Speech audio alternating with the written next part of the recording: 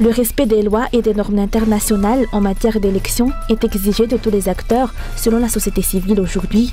Cet appel est adressé au chef du gouvernement, à la Commission électorale nationale indépendante, à la Haute Cour constitutionnelle et aux fonctionnaires.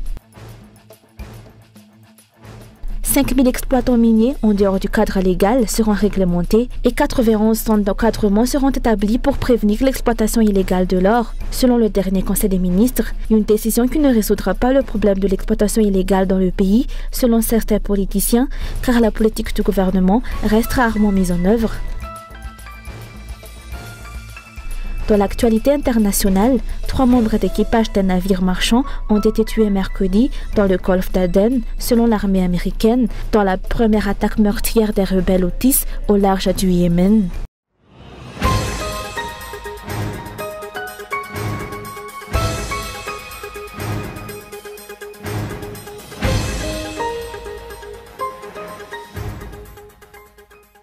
Le respect des lois et des normes internationales en matière d'élection est exigé de tous les acteurs, selon la société civile aujourd'hui.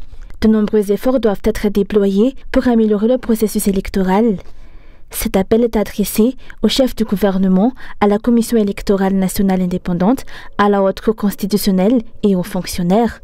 La société civile a souligné la nécessité de créer l'Autorité nationale de régulation de commissions médiatisées, ou NRCM, ainsi que la Commission de contrôle du financement de la vie politique, ou CCFVP.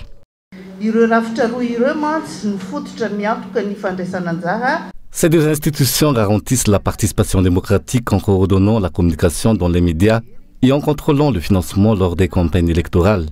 L'institution chargée des élections, ainsi que le système judiciaire, doivent instaurer la transparence et veiller à ce que les acteurs en dehors du gouvernement disposent des compétences nécessaires.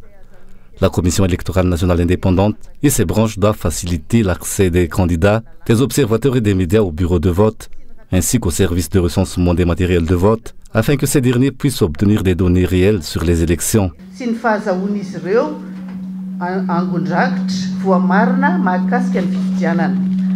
La société civile insiste sur l'importance pour toutes les branches de la Commission électorale nationale indépendante de disposer des compétences techniques nécessaires, en plus de garantir la transparence.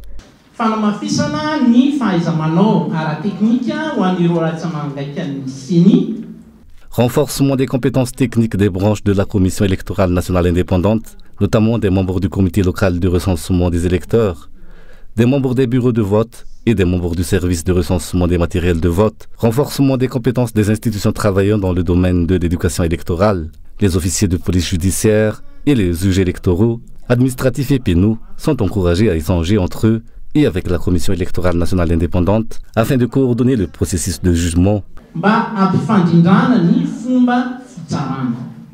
Malgré les multiples appels à l'assainissement de l'environnement électoral, aucun changement tangible n'a encore été observé. Le peuple réclame des actions concrètes plutôt que de simples discours.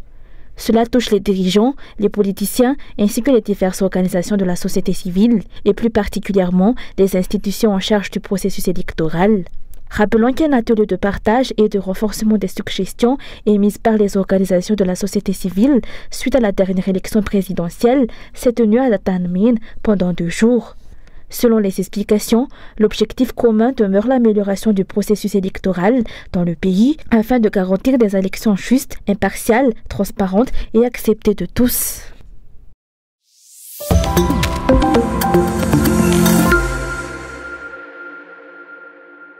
5000 exploitants miniers, en dehors du cadre légal, seront réglementés, a indiqué le dernier Conseil des ministres. Cette mesure vise à faciliter le recensement de ces exploitants et a établi 91 centres d'encadrement des sites d'exploitation minière pour prévenir l'exploitation illégale de l'or. Ces actions sont inscrites dans le cadre de la politique de 100 jours du gouvernement. Selon certains politiciens, cette décision ne résoudra pas le problème de l'exploitation illégale car la politique du gouvernement reste rarement mise en œuvre. Selon les explications, ceux au sein du gouvernement sont eux-mêmes impliqués dans des affaires de grande corruption et de contrebande des richesses nationales. Cependant, ce sont toujours les exécutants au bas de l'échelle qui font l'objet de poursuites. 20 sites d'exploitation d'or illégale seront ainsi démantelés selon ce dernier Conseil des ministres. Jusqu'à présent, l'un des domaines sur lesquels le gouvernement devrait concentrer ses efforts est l'amélioration du secteur minier, notamment en publiant le décret d'application du code minier selon les acteurs. Il est également impératif d'établir une politique claire pour lutter contre la contrebande des ressources nationales. Le gouvernement devrait aussi prendre des mesures pour le rapatriement des devises, ce qui aurait un impact direct sur la croissance de l'économie nationale. Des améliorations sur ces points sont donc attendues après les 100 jours accordés au ministère.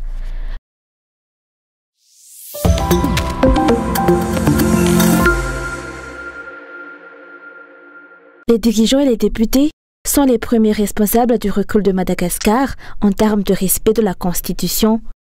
Ces derniers devraient pourtant œuvrer pour le respect et la protection des lois en vigueur dans le pays.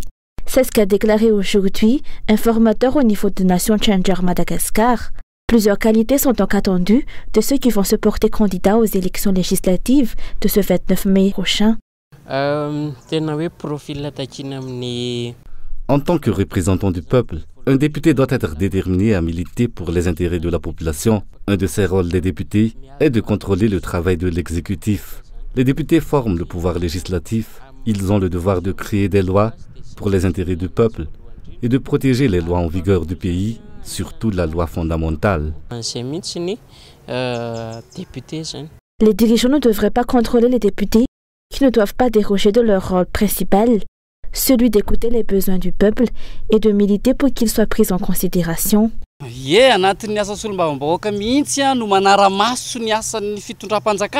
Les députés ont le rôle de surveiller le travail des dirigeants. Les dirigeants ne doivent donc pas contrôler les députés, car cela va à l'encontre du fondement de ce qu'est un député. Les députés doivent être indépendants. Une formation pour ceux qui veulent candidater pour le poste de député a eu lieu aujourd'hui à l'Assemblée nationale de Tsimbazaz. Il s'agit d'une formation dont le but a été de présenter les responsabilités qui incombent aux députés afin de guider les nouveaux aspirants et de rappeler les rôles des députés.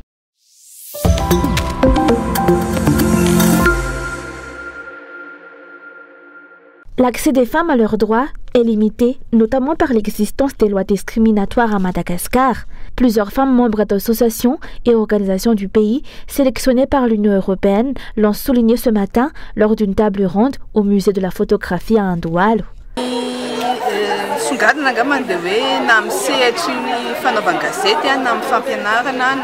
Que ce soit dans le domaine du journalisme, de l'enseignement ou de la société civile, les femmes à Madagascar font face à de nombreuses difficultés.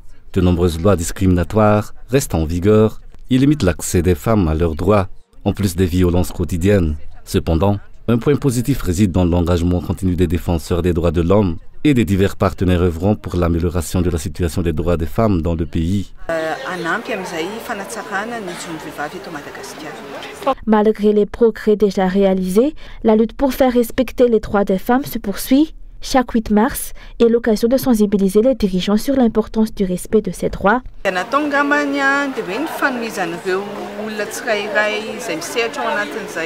Les acteurs engagés dans l'amélioration des droits des femmes à Madagascar poursuivent leurs efforts. En collaboration avec l'Union européenne, des initiatives sont actuellement déployées sur les ondes des radios et les plateformes des réseaux sociaux afin de sensibiliser toutes les femmes malgaches sur leurs droits. Il est essentiel de souligner que le 8 mars ne constitue pas une simple célébration, mais plutôt une journée dédiée à la lutte pour nos droits, ainsi qu'à la mise en lumière de toutes les actions que les dirigeants peuvent entreprendre pour améliorer la condition des femmes à Madagascar.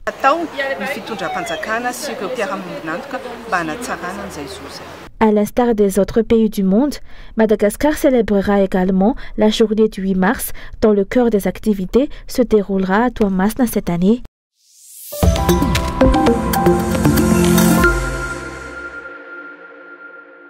La 16e édition de la foire de l'élevage, de la pêche et de l'agriculture se tiendra le 25 au 28 avril prochain.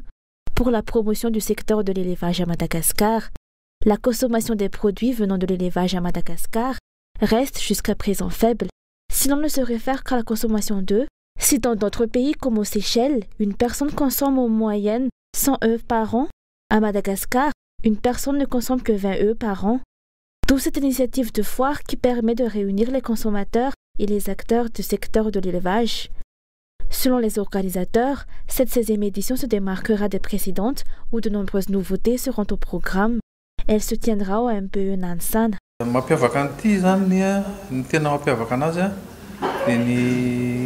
Cette édition se démarquera premièrement par 6 conférences débats.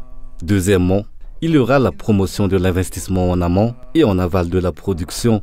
Troisièmement, la promotion et l'incitation à la consommation des produits de l'élevage. Pour cette année, ce sera une édition unique. Une augmentation des acteurs et des investisseurs dans le secteur de l'élevage est ainsi attendue de cet événement afin d'accroître la qualité des produits, inciter à la consommation et ainsi permettre le développement de ce secteur.